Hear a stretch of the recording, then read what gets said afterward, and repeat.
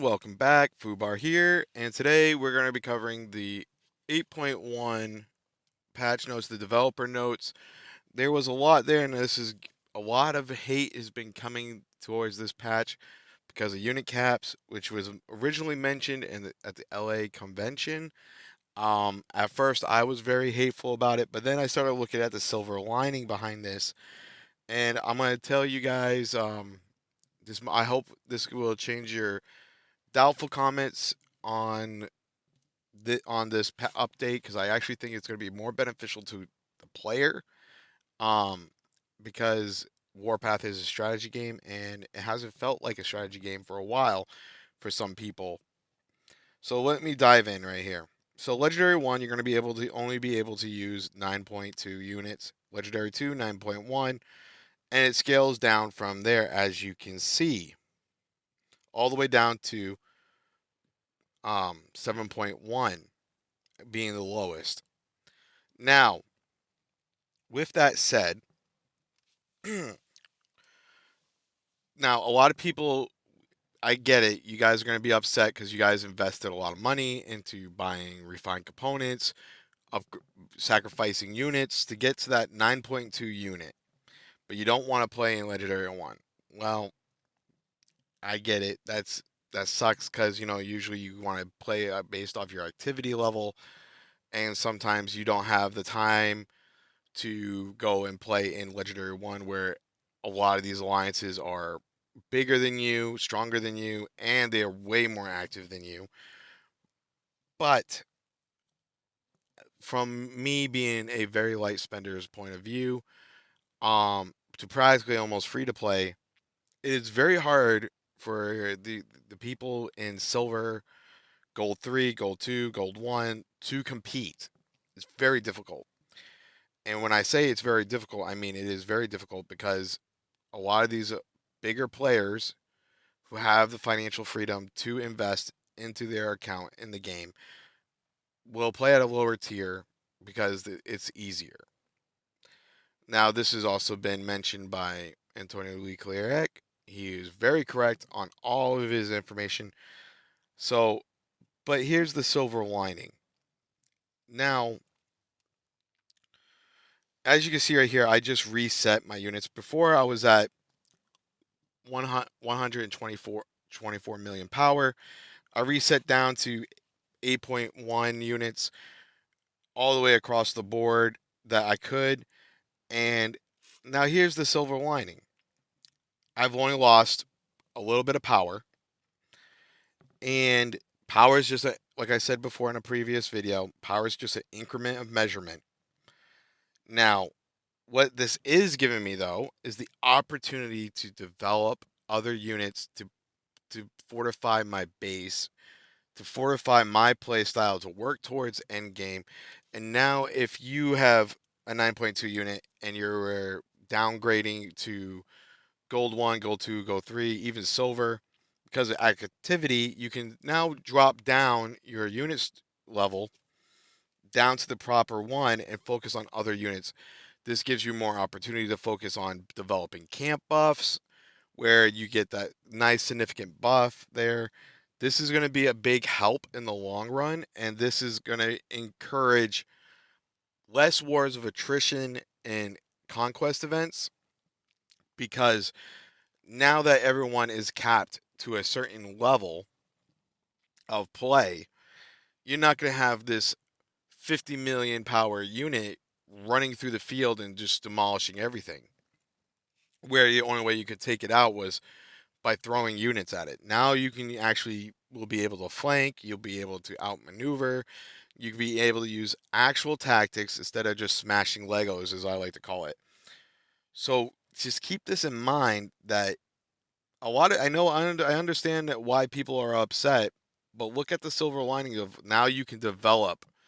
And at this stage of the game, one 9.2 unit should be enough to develop of one 9.2 of ground. It should be enough to develop the rest of your ground units at my stage to 8.1. And that would be gold 3. So that is a big buff for me personally. And we also got to take a look at this from a base defense perspective. Lowering that, putting these unit caps in is also going to help with base defense because now it's going to take long, because now they have less power. It's going to take longer for them to destroy your base slightly, unless it's a mega swarm or just swarms in general. But this still makes it much more effective. And also keep this in mind that it will also be more difficult to take down bases. For example, we have a member in our alliance after this downgrade will be he'll still have all that research, and I'm trying to find the member. There it is, right here. Two. I'm gonna you give honorable mention to two in this video. He is 318 million power. He will be a very hard base to take down, even with his units at 8.1. But now, for everyone else who is being blown up like paper mache in less than 6 seconds, you now have a little bit more of a fighting chance. Now, that is a very beneficial thing, and I think it's a good thing overall. I mean, it will be a pain to take out other whales, but now you got to, like I said, you got to utilize tactics. You're going to want to isolate the whales and then take them out, or larger players. You want to isolate them from the rest of their alliance and then take them out. And it's just one of those things where you just got to adapt to the gameplay. Fortunately for me, a while back, I was like, well, I really need to start gathering troops so that way I can build my camp buff after my Liberty Heli will hit 9.2. So as you can see here, I wanted to run two Liberty Howitzers, a Liberty Fighter, and also light tanks. So I started gathering these units, and luckily this kind of paid off because now I have enough for one 7.1 Liberty Howitzer, one 7-star howitzer, and also one 7-star fighter, one 7-star light. And I'll be able to gather these units quickly and develop them up to all to 7.1 and then keep going from there. And this also gives me the opportunity now to also gather the parts needed for them instead of having to focus on my one main mega unit, which would have been my Liberty helicopter, or my Martyr MBT, which was very close to going to 9.0. It was less than a 6-star away, or three 5.5 units. So I think this is going to be a very refreshing take on the game where it's going to force players to no longer, it's going to not force, but disencourage whales from sandbagging, go to the proper ranks, because you should be wanting to go to that next competitive level. You should be wanting to fight at higher tiers. And I'm honestly, I was asked multiple times by smaller alliances to come in and help them out in silver events, small like gold 3, and it was very, very frustrating because I felt obligated to help these guys because they were getting pummeled by larger players.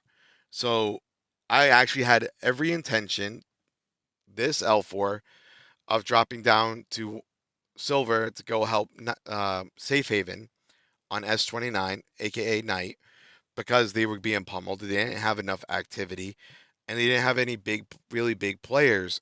So I was going to help reinforce their ranks to help them have somewhat of a fighting chance. One player doesn't really make that much of a difference, but I was going to do that because I thought it'd be great to show the difference in content wise of how silver fights, silver league fights, gold league, and then legendary. But that is now out of the question. I do not wish to drop down any further than this. I would like to retain my heli. I love my heli. I love my Martyr MBT. And I can't wait to get my other units up now to the correct level.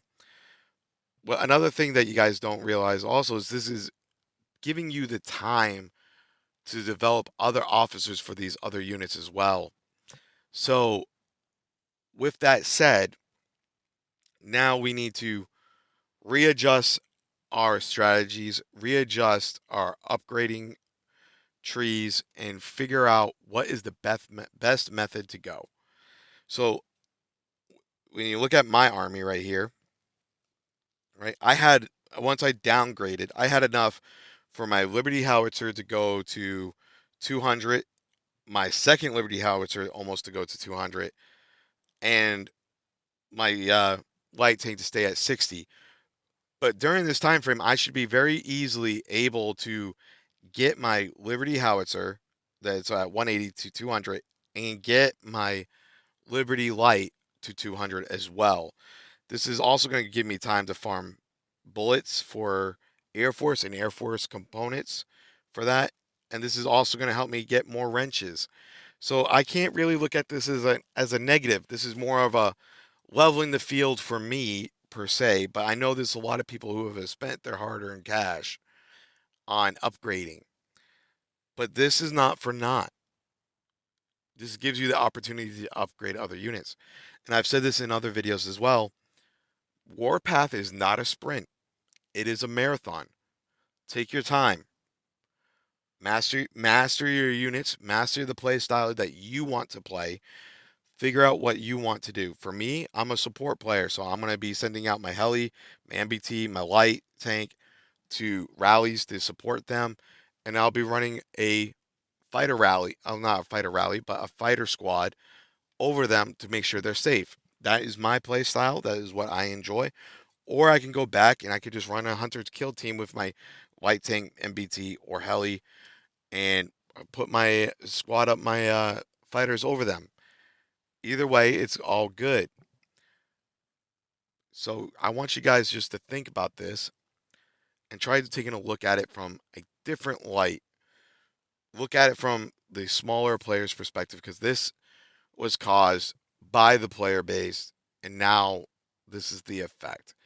I do not blame the population for using those single unit exploit. I did it for the longest time. When I say it's an exploit, it's because you are able to make one super powerful unit. It's been like this since the beginning of the game. But now this is changing, and I am excited because it gets boring, and now I get to experience different units and to continue to develop my play style. So I hope you guys enjoyed this video. I want you guys to know that you guys are awesome. I appreciate all the support. If you would like to join our Discord, the link is down below. Also, I want to say I got your 6 no matter what. Now, this update is expected to be coming on Monday, which is in 3 days' time of this video. I hope you all will adjust well to it, and I can't wait to see you guys on the battlefield. This is Fubar. I got your 6. Peace.